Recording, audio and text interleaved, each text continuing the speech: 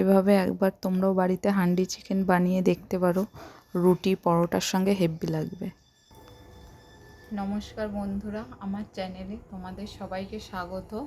পূর্ণিমার চ্যানেলে আশা করি তোমরা খুব ভালো আছো, আমিও ভালো আছি। নতুন আজকে একটা রেসিপি নিয়ে চলে এসেছি, চলো দেখতে থাকো। আজকে বানাবো আমি হান্ডি চিকেন। চলো কিভাবে আমি বানাই সেটাই তোমাদের সঙ্গে শেয়ার করব। কিছু যদি ভুল হয়ে থাকে ক্ষমা করে দিও, আর প্লিজ আমার চ্যানেলটাকে সবাই ফলো করে নিও, আর লাইক কমেন্ট শেয়ার করো। চলো দেখতে থাকো, শুরু করা যাক রেসিপিটা। এখানে আমি 1 কিলো চিকেন নিয়ে নিয়েছি, আর দেখো পেঁয়াজ কুচিয়ে নিয়েছি, আদাও ছাড়িয়ে নিয়েছি, রসুন ছাড়িয়ে নিয়েছি। এবার আমি পেস্ট করার জন্য দিয়ে দেব, দেখো ঝাল যে যেমন ঝাল খায় সেমন কাঁচা লঙ্কা নিয়ে নিয়েছি। আমার ঘরে যেহেতু বাচ্চা আছে তাই আমি অল্পই কাঁচা লঙ্কা দিলাম, ঝালটা আমি অল্পই রেখেছি।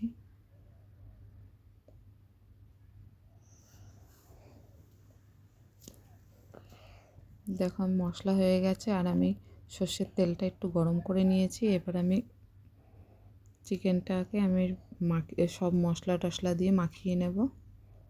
2 গোটা রসুনও দিয়ে দিলাম। এবার গরম তেলটা দিয়ে দেবো, ওর মধ্যে তেজপাতা, শুকনো লঙ্কা আর গোটা গরম মশলা তেলের মধ্যে ছেড়ে দিয়ে এবার তেলটাকে আমি মাংসের মধ্যে দিয়ে দেব।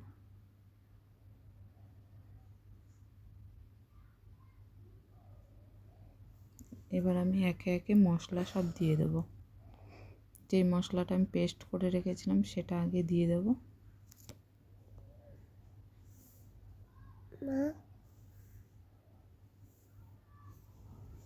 এবার আমি হলুদ গুঁড়ো দিয়ে দেব,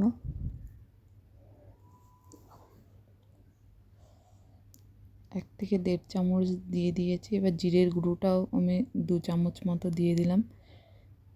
এবার কাশ্মীরি লঙ্কার গুঁড়োটাও দিয়ে দেব।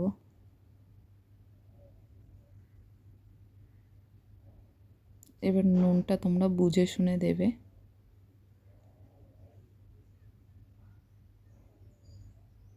এবার আমি চিকেনটাকে ভালো করে মেখে নেব।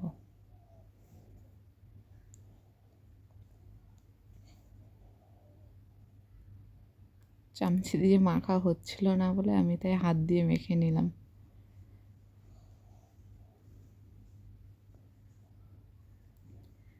মেখে এবার আমি একটুখানি ঢেকে রেখে দেবো। ততক্ষণ ওপাশে আমি হাঁড়িটা একটু গরম করে নিই। হাঁড়িটা আগে আমি ধুয়ে নিয়েছিলাম, ধুয়ে ভেতরে ভালো করে স্কচ ব্রাইট দিয়ে মেজে নিয়েছি। এবার দেখো হাঁড়িটা গরম বসিয়ে দিয়েছি। হাঁড়িটা গরম হয়ে গেছে, ওর মধ্যে একটু সর্ষের তেল দিয়ে দেব।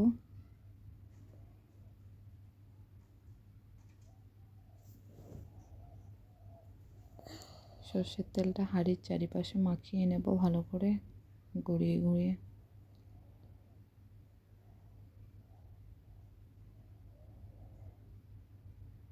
তাহলে চিকেনটা আর ওর হাঁড়ির গায়ে লেগে যাবে না দেওয়া মাত্রই।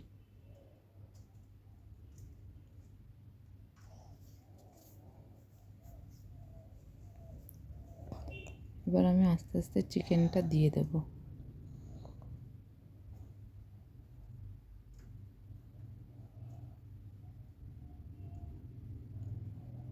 রেসিপিটা কেমন লাগলো প্লিজ কমেন্ট করে জানাবে।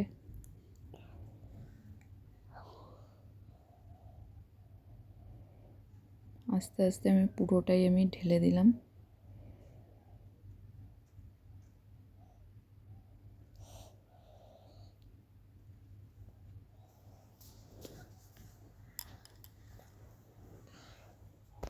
এবার আমি নাড়িয়ে দেবো একবার।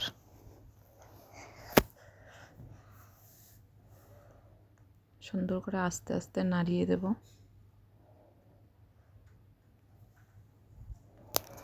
দেখো আমি খানিকক্ষণ নাড়িয়ে নিচ্ছি ভালো করে।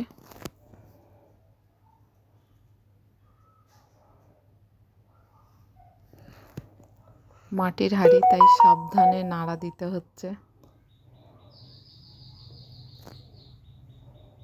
আমি আবারও নাড়া দিয়ে দিলাম, খানিকক্ষণ পরে পরে করে নাড়া দিয়ে দিয়েছি খালি।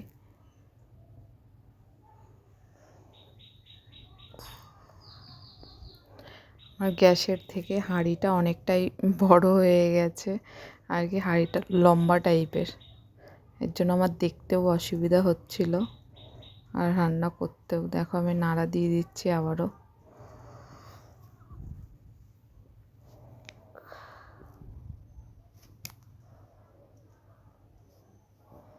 হাঁড়িটার নিচটা একটু গর্ত টাইপের, তো ওর জন্য একটু অসুবিধা হয়ে যাচ্ছিল। আমি ভালো করে নাড়িয়ে নিলাম, কেননা ঢেকে দিলে আর নাড়ানো যাবে না তখন।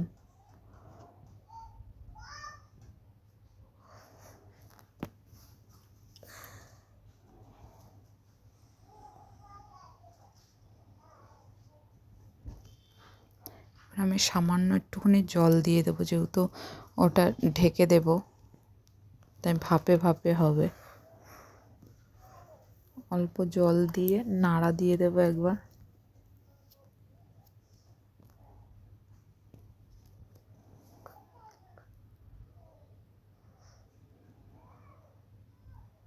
এবার আমি হাঁড়িটা ঢেকে মুড়ে চারিপাশে আমি আটা দিয়ে আটকে দেবো। আটাটা আমি আগে মেখে রেখেছিলাম, এবার আমি আটাটা দিয়ে সুন্দর করে আটকে দেব।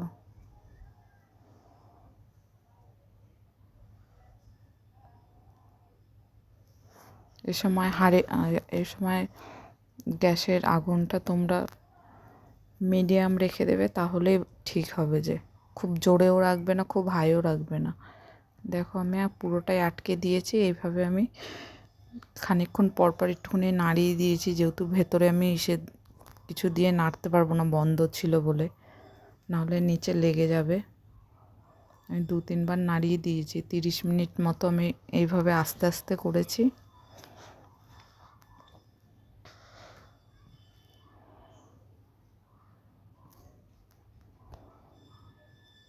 তিরিশ মিনিট হয়ে গেছে। আমি খানিকক্ষণ বন্ধ করে রাখার পরে এবার দেখো এটা আমি খুলে নিচ্ছি। চলো খুলে তারপর তোমাদের দেখাই।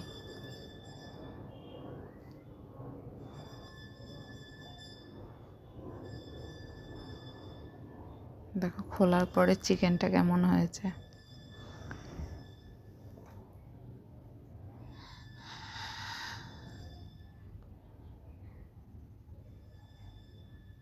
এর আগেও আমি একবার করেছি, কিন্তু খেতে খুবই সুন্দর হয় আর টেস্টটা পুরোই আলাদা হয়। একটু ধনেপাতা কুচি দিয়ে দিলাম আমি। এবার আমি নামিয়ে নেব। চলো ঢেলে নিই এটা।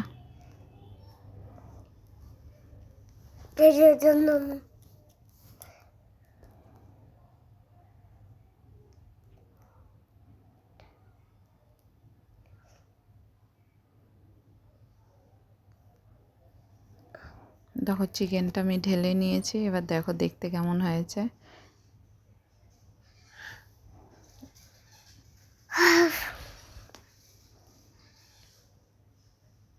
চিকেনটা খানিকক্ষণ একটু ঠান্ডা হওয়ার পরে দেখো কত সুন্দর কালারটা এসছে আর কি সুন্দর হয়েছে। চলো আজকের মতো রেসিপি এখানেই আমি শেষ করলাম। আবার অন্য রেসিপিতে তোমাদের সঙ্গে দেখা হচ্ছে।